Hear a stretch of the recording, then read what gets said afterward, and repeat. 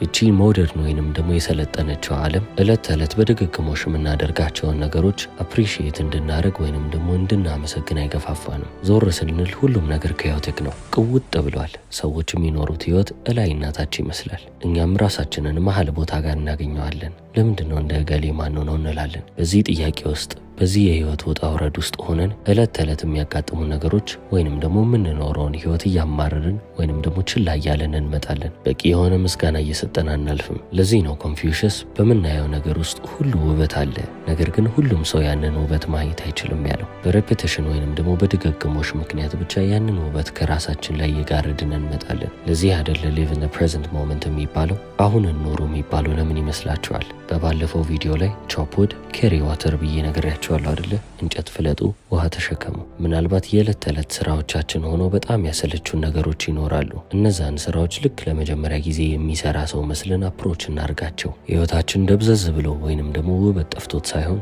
እኛ እነዛን ውበቶች ማየት ስለከበደን ነው። የመንገድ መጨናነቅ በጣም ኢሪቴት ያደርገናል ወይንም ያበሳጨናል። ልጆቻችን ሲያስቸግሩ ወይንም እቃውን በየቦታው ሲበታትኑ እንበሳጫለን። ኡፍ ልጅ ማሳደግ እንደው ምን አይነት ፈተና ነው ያለን ብዙ ነን። ኮምፒውተራችሁን ስትከፍቱ በቀላሉ አልከፈት ይላችኋል ወይንም ደግሞ በጣም ስሎ ይሆናል።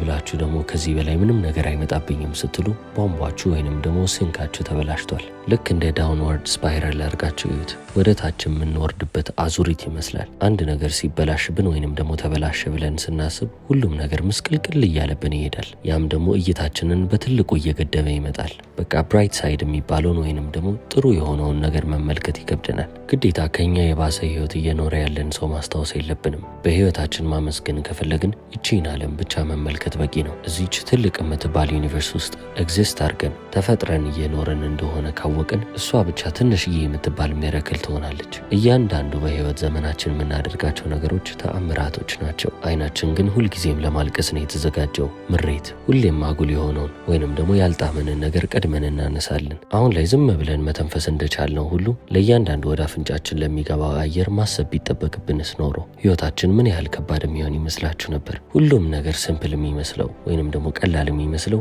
እኛ ያንን ነገር ማድረግ ስለሌለብን ነው። እንደነዚህ አይነት ተአምራቶች በህይወታችን ሙሉ ለሙሉ አሉ፣ እኛ ግን አላየነው። ስለዚህ ቦርደም ወይንም ደግሞ ድብርት የምንለው ነገር ስንፍናችንን ማመን ሲከብደን ለራሳችን የምንነግረው ፊክሽን ወይንም ደግሞ ልብ ወለዳችን ነው። ሌላኛው ኮንፊውሽስ በጣም በጊዜው ሲያስተምር የነበረው ትምህርት ስለ ሞራሊቲ ወይንም ደግሞ ስለ ኤቲክስ ነበረ። እናትና አባቶቻችን አመል ከቤት ይጀምራል ሲሉ ሰምታችሁ አታውቁም? ኮንፊውሽስ በቃላቶቹ እንደዚህ ይላል፣ የአንድ ሀገር ጥንካሬ የሚጀምረው እቤት ውስጥ ባለ ታማኝነት ነው። አሁን ሞራል ቫሊዩዝ ብለን የምንላቸው ነገሮች ምንድን ናቸው? ልክ እንደ ፕሪንሲፕል ወይንም ደግሞ እንደ መርህ ልታዩአቸው ትችላላችሁ። ትክክል ነው ወይንም ደግሞ ይህ ነገር ስህተት ነው የምንላቸው ነገሮች ናቸው። ታማኝነት፣ ለሰው ልጅ ክብር ማሳየት፣ ዲተርሚኔሽን ወይንም ደግሞ ቁርጠኝነት፣ በተጨማሪም ደግሞ ሐቀኝነትና የመሳሰሉት ነገሮች የአንድን ሰው ማንነት ወይንም ደግሞ ካራክተር ሞልድ እያደረጉ ወይንም እየቀየሩ ሼፑን እያስተካከሉ ቅርጽ እየሰጡ የሚመጡ ጥሩ ነገሮች ናቸው። ኮንፊውሽስም ይህንን ነገር ሲያስረዳ ሁሉም ነገር ከቤት መለመድ አለበት፣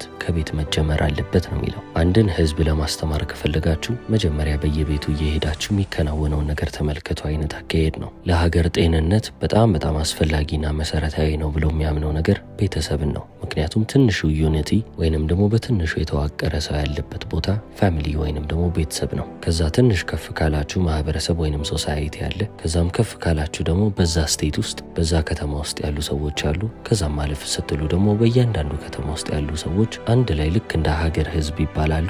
ያቺም ሀገር ከሌሎች ሀገሮች ጋር ደግሞ ስትታይ ኮንቲነንት ወይንም ደግሞ አህጉር ትባላለች። እንዲህ እያለን እያሰፋ ነው። የህዝቡም ቁጥር እየጨመረ ዳይቨርሲቲውም ደግሞ እየበዛ ይመጣል። ስለዚህ ማስተማር የምትፈልጉት ማንን ነው? ህዝብን ከሆነ መጀመሪያ ከቤተሰብ ጀምሩ። ቤተሰብ ውስጥም አንዲት ቀላል የምትባል ህግ ይወጣል። እናንተ ላይ እንዲደረግ የማትፈልጉትን ነገር ሌሎች ሰዎች ላይ አታድርጉ ብላችሁ ታስተምራላችሁ። በዛ ፕሪንሲፕል ውስጥ ያደገ ማንኛውም ልጅ በፍጹም መጥፎ የሚባል መስመር ላይ አይገባም። ምክንያቱም ትልቁን ቫሊዩ ወይንም ደግሞ ዋጋ መሰጠት ያለበትን ነገር አስቀድማችሁ መስመር አስመራችኋል። ያንን ነገር እያከበረ ከቤት ይወጣል። ሁሉም እቺን ህግ እያወቀ እቺን ህግ እየተገበረ በራሱ ህይወትም በሌሎች ሰዎች ህይወትም ለውጥ እየሆነ የሚመጣ ህዝብን ካፈራችሁ ሀገር በአጠቃላይ የተለየ ኢሜጅ ወይንም ደግሞ የተለየ ምስል ይኖራታል፣ ትሻሻላለች፣ ታድጋለች ይላል ኮንፊውሽስ። ከሞራሊቲም አልፎ የሰው ልጅ ምን ማድረግ እንዳለበት ወይንም ደግሞ ምንም አይነት ነገርን ሲያደርግ በምን አይነት መልኩ ማድረግ እንዳለበት ኮንፊውሽስ ምክሩን ይሰጣል። የትም ብትሄዱ በሙሉ ልባችሁ ሂዱ ይላል። ነገሮችን ስናደርግ በግማሽ ልብ ወይንም ደግሞ ሙሉ ልባችንን ሳንሰጥ እንዳንሰራ እያስጠነቀቀን ነው። አንዳንድ ሰዎች ለምንድነው ስኬታማ የሆኑት ብላችሁ ተመልክታችሁ አታውቁም? ስራቸው ላይ ግን ስትመለከቷቸው ሙሉ ልባቸው ነው የሚሰጡት ለዛ ነገር ወይንም ደግሞ ለሚሰሩት ለማንኛውም አይነት ስራ ሙሉ ልባቸውን የሚሰጡ። ሙሉ ልብ መስጠት ማለት ያንን ነገር መውደድ ብቻ አይደለም፣ ለዛ ነገር መኖርም ማለት ነው። ያ ማለትም ደግሞ ያንን ነገር ለማቆም ያንን ነገር እነሱ በሚፈልጉበት ቦታ ላይ ለማድረስ ሙሉ ልባቸውን ሲሰጡ ሙሉ ኃይላቸውን፣ ሙሉ ኤፈርታቸውን ወይንም ደግሞ ጥረታቸውን፣ ጊዜያቸውን፣ ገንዘባቸውን እያወጡ ሁሉንም ነገር እየሰው የሚያቆዩ ሰዎች ናቸው። ብዙዎቻችን ግን ስራዎችን ስንሰራ በግማሽ ልብ ነው ወይንም ደግሞ ሙሉ ጥረታችንን አናስገባም። ለዚህ ሁሉ ነገር ኤነርጂ የለኝም ወይንም ደግሞ ጉልበት የለኝም ብለንም ለራሳችን እንነግራለን። ምንም አይነት ሞቲቬሽን ወይንም ደግሞ ተነሳሽነት የለም፣ ምንም አይነት ኤነርጂ የለም። ነገር ግን አሁንም የእናንተ ተሳትፎ በዛ ነገር ውስጥ አለ። ያ ነገር ለእናንተ በጣም ጠቃሚ ነው። ለዛ ነው ያንን ነገር እያደረጋችሁ ያላችሁት። ኢምፖርታንት የተባለውም ለዛ ነው። ነገር ግን ሙሉ ሰዓታችሁን አትሰጡትም፣ ገንዘባችሁን አትሰጡትም፣ ወይንም ደግሞ ኤነርጂያችሁን አትሰጡትም። ታዲያ እንዴት ነው ያኛው ነገር ሰክሰስፉል ወይንም ደግሞ ስኬታማ የሚሆነው? በፍጹም ሊሆን አይችልም። በግማሽ ልብ የትም የደረሰ ሰው የለም። በህይወታችሁ የሚጠቅሙ ነገሮች ላይ በግማሽ ልብ ከገባችሁ የአቅማችሁ ጥግ ጋር እንደማትደርሱ ማረጋገጫ እያስቀመጣችሁ ነው። ወይንም ደግሞ የእናንተ ፖቴንሻል መሆን የሚገባችሁ እዚህ ጋር ነው የተባለው ቦታ ላይ ልትገኙ አትችሉም። በግማሽ ልብ መንቀሳቀስ ምንም ኤነርጂ የማይበላ እንዳይመስላችሁ። በጣም ትለፋላችሁ፣ ትሰራላችሁ። ነገር ግን መልፋት ባለባችሁ መጠን ወይንም መልፋት በሚጠበቅባችሁና በምትችሉት መጠን እየለፋችሁ አይደለም። አለ አይደለ የሆነ ነገርን ስታደርጉ ከልባችሁ እያደረጋችሁ እንዳልሆነ ውስጣችሁ ሲያውቅ እንደዛ ማለት ነው። ጉልበታችሁ ይበላል፣ ኤነርጂያችሁ ማለት ነው። በተጨማሪም ደግሞ አስጨናቂ የሆነ ጉዞ ነው። ከዛም ባለፈ ደግሞ አድካሚ ነው። ታዲያ አሁን እኛ በዛ ሰዓት we are a failure ወይንም ደግሞ አልተሳካልንም፣ ወድቀናል ብለን ልናምን እንችላለን።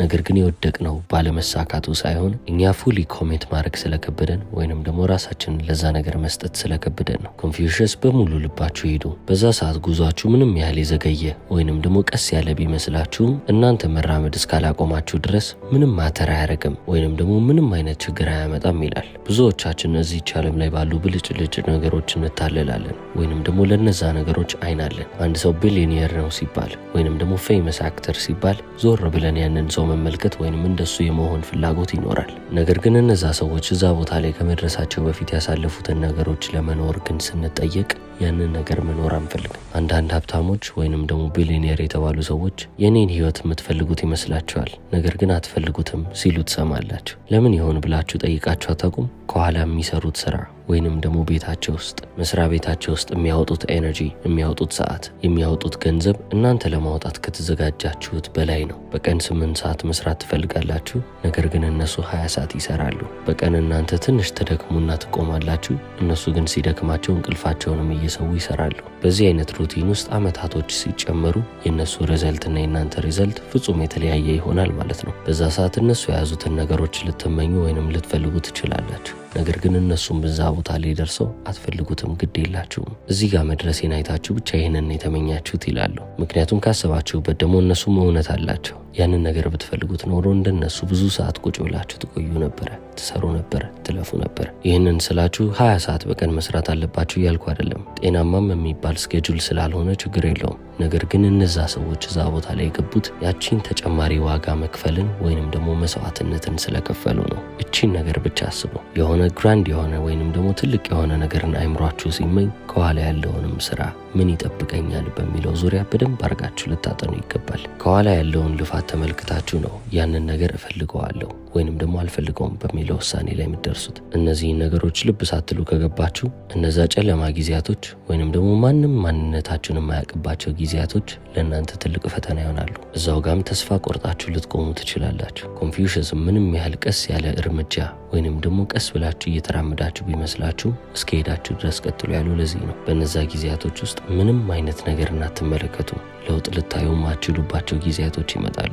የዛኔ ግን መራመዳችሁን ትንሽ ፈቀቅ ማለታችሁን ብቻ አይታችሁ ከተራመዳችሁ እቺ ግራንድ የተባለችዋ ወይንም ደግሞ ትልቅ የተባለችዋ ነገር ላይ መድረሳችሁ አይቀርም። ስለዚህ እቺንም ነገር ልብ በሉልኝ። ኮንፊውሽስ ከተናገራቸው ሌሎች ነገሮች ውስጥ አንዱ ሐሜተኞችን መራቅ ወይንም ደግሞ ችላ ማለት ነው። ሰዎች ጀርባችሁ ላይ መጥፋት ከጀመሩ እናንተ ከፊት ናችሁ ማለት ነው ይላል። እዚች ዓለም ላይ አሁን 8 ቢሊዮን ሰዎች ሞልተናል። ከነዛ ውስጥ ምናልባት በህይወት ዘመናችሁ በአይናችሁ የምታያቸው 30,000 ሰዎች ይኖራሉ፣ አውርታችሁ ወይንም ደግሞ አትሊስት ሰላም ብላችሁ የምታውቋቸው ሰዎች። ታዲያ አሁን በእነዚህ ጊዜያቶች ውስጥ ከእናንተ የተሻሉ ቦታ ላይ የተቀመጡ ሰዎችን ታገኛላችሁ፣ ወይንም ደግሞ ከእናንተ ዝቅ ያሉ ሰዎችንም እንደዛው። ማንም ሰው ከፍ ይላል ዝቅ ይላል እያልኩ አይደለም። ነገር ግን በሶሻል ስታንዳርድ ወይንም ደግሞ በስታተስ አንጻር ማህበረሰቡ የሚገመግማቸው ግምገማዎች አሉ። በዛ መሰረት መለያየት መምጣቱ አይቀርም። ስለዚህ ያ መለያየት ሲመጣ ከእናንተ ጀርባ ያሉት ሰዎች እናንተ ላይ ክፉ ነገር ወይንም ደግሞ መጥፎ የሚባል ነገርን ማውራታቸው አይቀርም። አውቃለሁ፣ ደስ አይልም፣ ነገር ግን አይቀርም። ታዲያ አሁን ለማይቀርላችሁ ነገር ምንም ሪያክት ማድረግ ወይንም ደግሞ ምላሽ መስጠት አያስፈልግም። ነገር ግን እየታማችሁ ያላችሁት ከሶስቱ በአንዱ ምክንያት እንደሆነ ልትገነዘቡ ይገባል።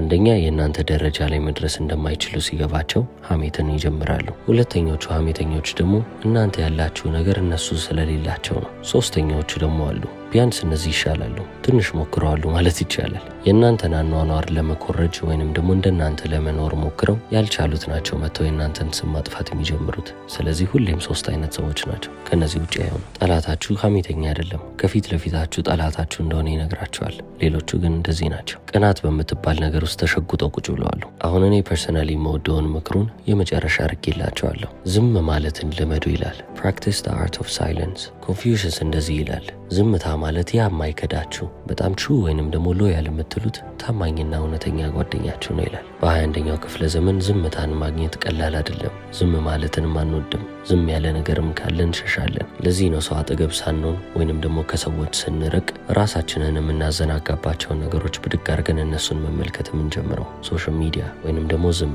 ጸጥ ሲልልን አንወድም። በቃ አይምሯችን ጋር ብቻችንን ስንሆን አንወድም። እንደዛም ሆኖ መቀጠል የለበትም። የሰው ልጅ ለብቻው ዝም ማለት አለበት ይላል። ልክ ሌሎች ነገሮችን ለማዳመጥ እንደምትጓጉት ሁሉ ዝም ብላችሁም ራሳችሁን አዳምጡ።